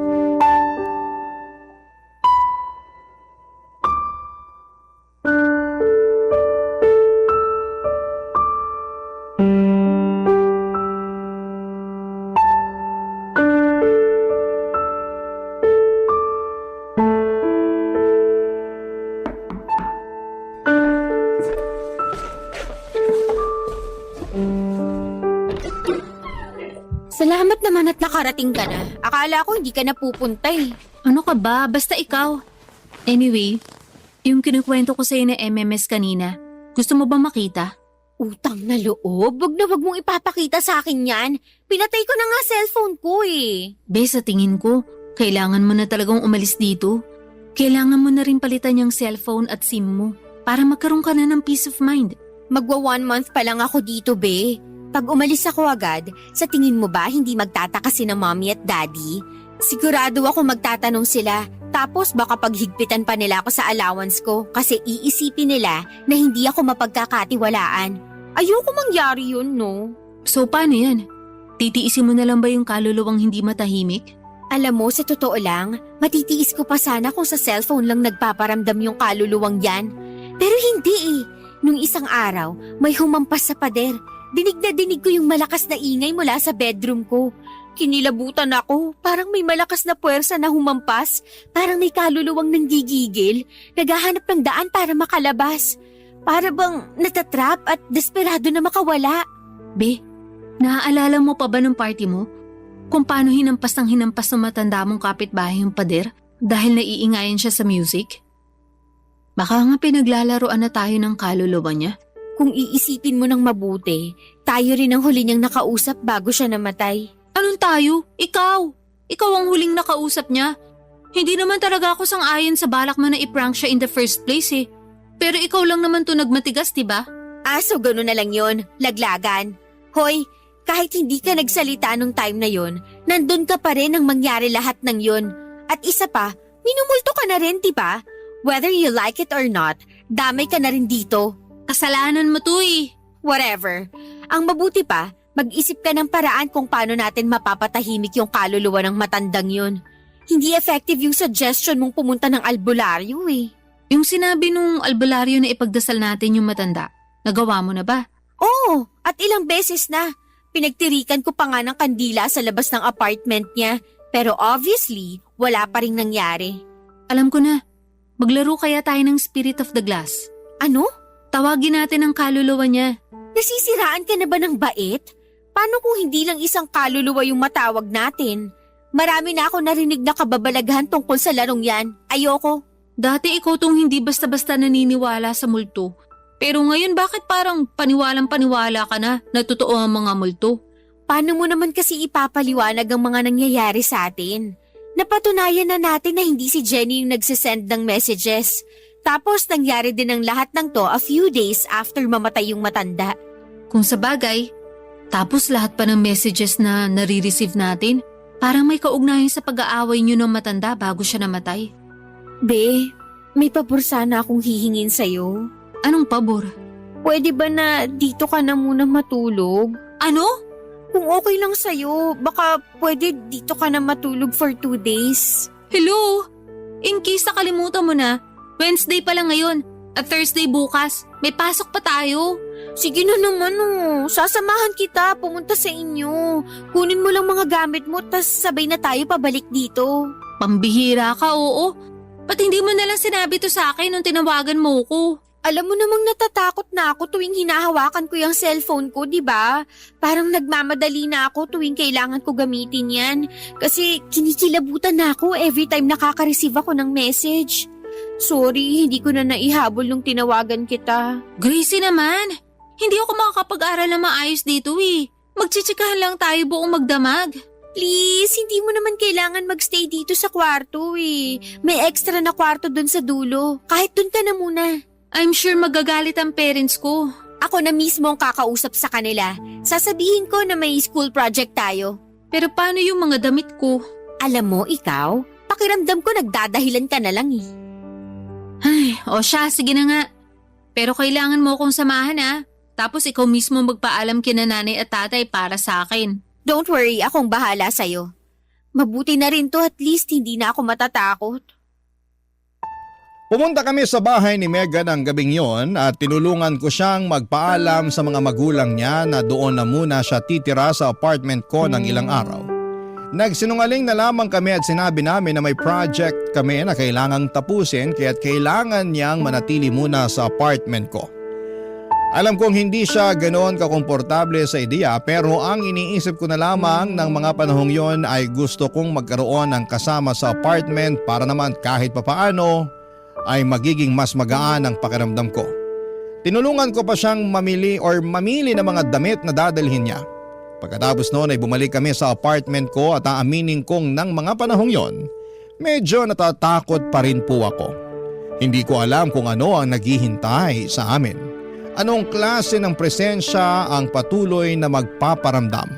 Ang mga text messages, yung kalabog sa katabing apartment, lahat ng yon ay parang nagsisiksikan sa utak ko. Pero kahit papaano at least may kasama na ako.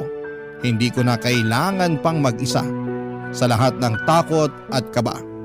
Naisip ko na kahit papaano may kasamahan na ako sa pagtahak sa hindi ko kayang ipaliwanag. Alam kong sinabi ko na kay Megan na sa extra na kwarto siya matutulog sa apartment ko pero nang makabalik kami ay hindi ko kinayang magstay na mag-isa sa kwarto ko. Hindi ko kayang tignan yung pader na malapit sa kama ko. Yung mismong pader kung saan ay nagpaparamdam ang matanda before and after niyang mamatay. Kaya't kinausap ko si Megan at kinumbinsi ko siyang doon na siya matulog sa kwarto ko. Kasabay ko. Gaya noong unang beses hindi siya kaagad pumayag. Pinagtalunan at pinag-usapan namin lahat ng paulit-ulit pero eventually ay napapayag ko rin si Megan. Noong pumayag siya ay mas naging panatag ang loob ko. Pakiramdam ko ay parang hindi na ako ganon kapraning sa pader na nasa bedroom ko. Parang kahit papaano ang presensya ni Megan ay naging solusyon sa lahat ng takot na nararamdaman ko. Kung may mangyaring kakaibang hindi ko kayang ipaliwanag at least may kasama ako, hindi ba? Na kahit papaano ay may makakasaksi sa mga nangyayari. Pero ang hindi ko alam ay hindi pala magtatagal ang pakiramdam na yon. Para bang sandali lang at magbabago ang lahat ng gabing yon, Papa Dudut. Hindi ko inaasahan na ang isang gabing puno ng kalmado at kaunting pag-asa ay magiging simula ng isang mas malaking takot at revelasyon, Papa Dudut.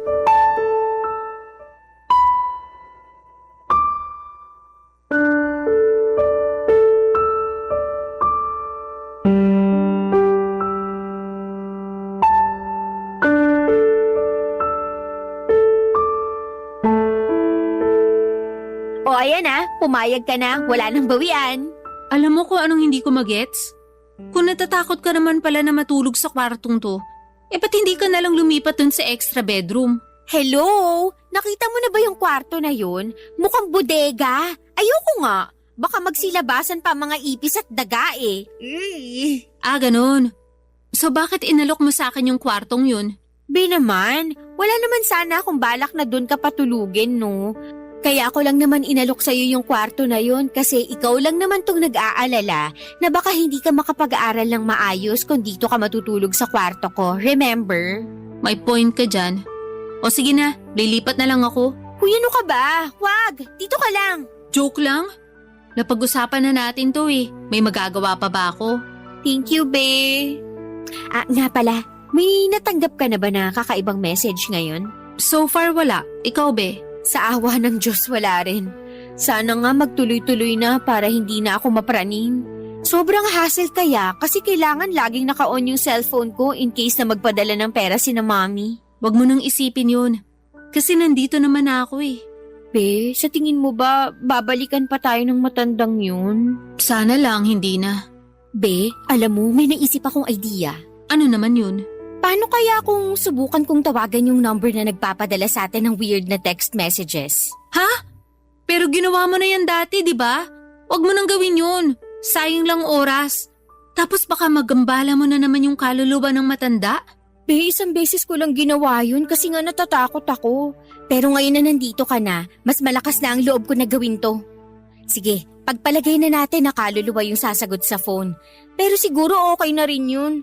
Malay mo, may makuha tayong sagot sa mga tanong natin, di ba? Gracie, wag na. Kumalma ka nga, isang phone call lang to. Walang mangyayari sa atin, ano ka ba?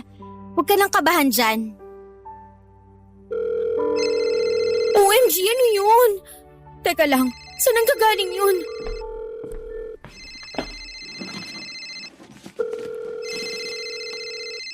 Megan, anong ibig sabihin nito? Bakit cellphone mo yung nagre-ring tuwing tinatawagan ko yung number na nagpapadala sa akin ng text, ha? Gracie, akin na yan. Ibalik mo na sa akin yan. My goodness, all this time, ikaw yung nagpapadala ng kung ano-anong messages sa akin? Walang kinalaman yung matandang na mayapa dito. I can't believe it. Pakana mo lahat ng to.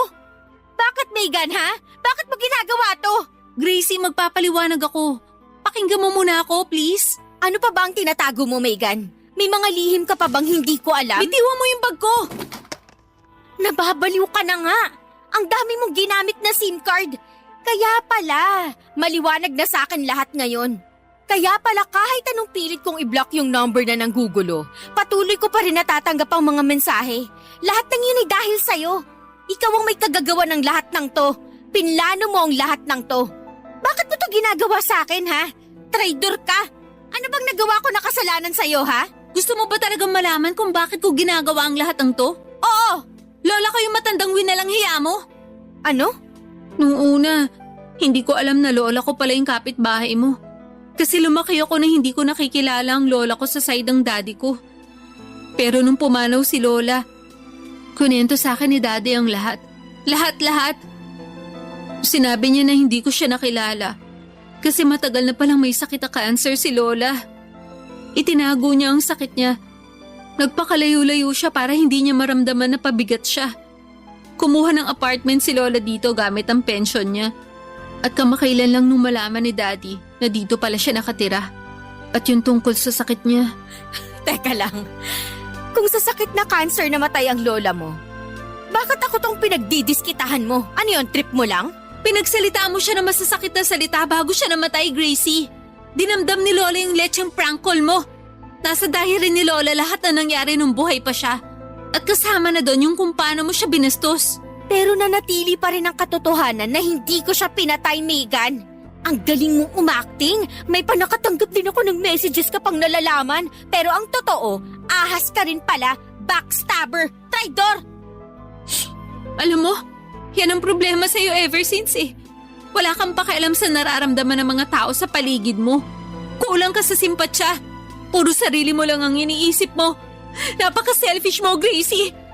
At nagpadala ako sa lahat ng kagagahan mo. Kung makapagsalita ka, akala mo kung sino kang santa. Hoy, para sabihin ko lang sa'yo, kasama ka sa mga pang-aaping ginawa ko, lalong-lalo na sa school. Kaya wag na wag kang magmamalinis, Megan, kasi pareho lang tayo. Siguro nga, naging kasing sama kita. Pero hindi na ngayon. Na-realize ko na ang mga taong tulad mo ay hindi na magbabago. Nagsisisi ako kung bakit naging kaibigan pa kita. Aaminin ko, naimpluwensyahan mo ko sa lahat ng kagagahan mo. Pero nung nalaman ko na lola ko pala yung binuli mo, nagising ako sa kagagahan ko. Sa totoo lang, gusto pa sana kitang turuan ng leksyon eh. Pero nabuking mo na yung pinakatatago kong sikreto. At wala nang dahilan para maging magkaibigan pa tayo. Yung kalabog sa pader, yung messages na natanggap ko nung pinagtutulungan natin si Jenny. Paano mo ginawa ang lahat ng yon, ha? Talaga ba, Gracie? Wala man lang kahit konting bahid ng pagsisisi dyan sa mukha mo. Binigay sa akin ni Daddy yung susi ng apartment dahil ako ang inutusan niyang kumuha ng mga gamit ni Lola.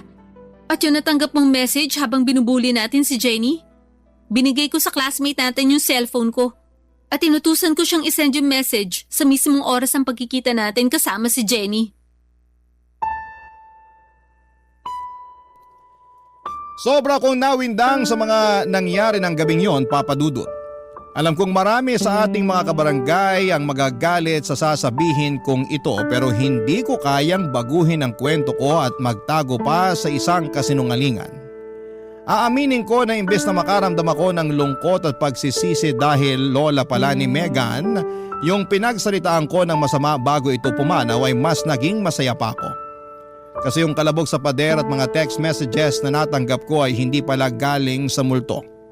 Pero doon ko rin na-realize na yung nag-iisa kong tunay na kaibigan na matagal ko nang kasama, iniwanan ako ng ganon na lamang.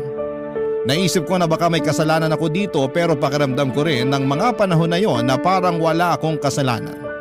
Sobrang gulo ng mga bagay na tumatakbo sa utak ko ng time na yon. Kaya naman minabuti kong magpunta sa psychiatrist para maliwanagan ako. At doon ko nalaman, Papa Dudut, na meron pala akong narcissistic personality disorder. Isang mental illness kung saan ang isang tao ay hindi nakakaramdam ng awa o pagsisisi sa ibang tao. At kung saan nakakaranas ng saya kapag nakakapanakit pa ng iba. Noong unti-unting ipaniwanag sa akin ng psychiatrist kung ano ang tungkol sa sakit ko at sa tulong na rin ng mga gamot ay doon ko po na-realize kung gaano ko nasaktan ang mga tao sa paligid ko. Yung mga bagay na para sa akin ay maliit lang at katuwaan ay nagdulot pala ng matinding trauma at takot sa mga taong nabiktima ko. Noong nagsimula ng mag-work ang treatment ko sa aking psychiatrist ay sinubukan ko ring mag-reach out kay Megan. Pero hindi na niya ako pinatawad pa hanggang sa tuluyan na kaming naghiwalay ng eskwelahan. Sa totoo lang, ang dami ko pa rin tanong kay Megan pero mukhang hindi na masasagot ang mga katanungan ko na mga yon kasi binura na ako ni Megan sa buhay niya. Ngayon ko lang din na-realize na hindi sapat ang isang sorry para ayusin ang lahat. Kung ganun lang kadali ang lahat, edi sana matagal na nating na-achieve ang world peace. Sa kasalukuyan, isa na akong freelancer at sa totoo lang ay dito pa rin ako sa apartment nakatira. Ngunit 2 buwan mula sa ngayon ay lilipat na ako sa condo na nabili ko sa Metro Manila. Tatalikuran ko na ang nakaraan at mga masasamang alaala at patuloy kong pagsusumikapan, Papa Dudut, na maging mas mabuting bersyon ng sarili ko. Ang inyong forever kapuso at kabarangay, Gracie.